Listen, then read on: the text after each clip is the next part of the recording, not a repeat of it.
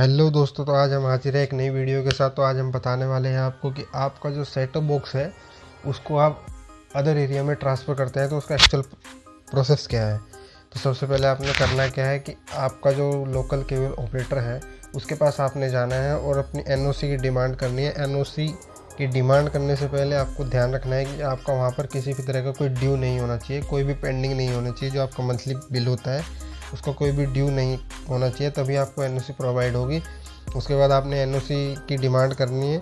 तो मैंने एक एनओसी का फॉर्मेट तैयार किया है, तो मैं आपको दिखा देता हूँ। चलिए वीडियो को स्टार्ट करते हैं।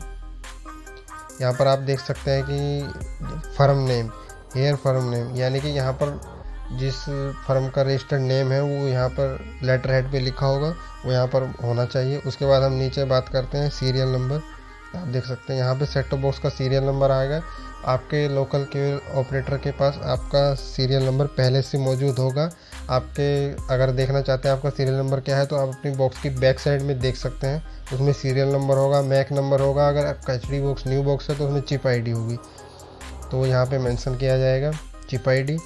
उसके बाद यहाँ पे मेंशन किया जाएगा लोकल केबल ऑपरेटर की जो फर्म जिस नाम से रजिस्टर्ड है वो यहाँ पे, ये देखिए यहाँ पे मेंशन किया जाएगा, और किस एरिया में आप रह रहे हैं, जिस एरिया का लोकल केबल ऑपरेटर है उस एरिया का यहाँ पे डाला जाएगा विद पिन कोड।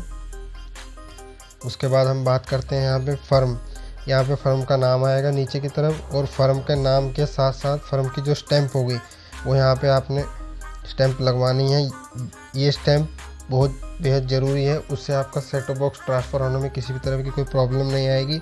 आपका set top box easily 1 day में आपका ट्रांसफ़र हो जाता है। और यहाँ पर सिग्नेचर आपने अथॉरिटी पर्सन के करवाने हैं, जिसको अथॉरिटी है यहाँ पे सिग्नेचर करने की, और स्टैंप। और यहाँ पे आप डेट डालेंगे जिस डेट को आपकी स्टैंप लगी है, तो आपको ये प्रिंट आउट मिल जाएगा। ये प्रिंट आउट लेकर आपने जिस अदर एरिया में जाना है वहाँ का जो लोकल केबल ऑपरेटर है उसको आपने ये दे देना है। वो इसका सारा प्रोसेस अपने अंडर में करेगा, मेल की जाएगी फास्टवे को, तो वहाँ से आपका ट्रांसफ़र हो जाता है उसके अकाउंट में। तो उस वक्त फिर वो उस बॉक्स को एक्टिवेट डीएक्टिवेट कर सकता है। वो अथॉरिटी फिर आपके नए केबल ऑपरेटर के पास हो जाती है। तो आपका जो नेक्स्ट बिल होगा तो आपने उसको पे करना है।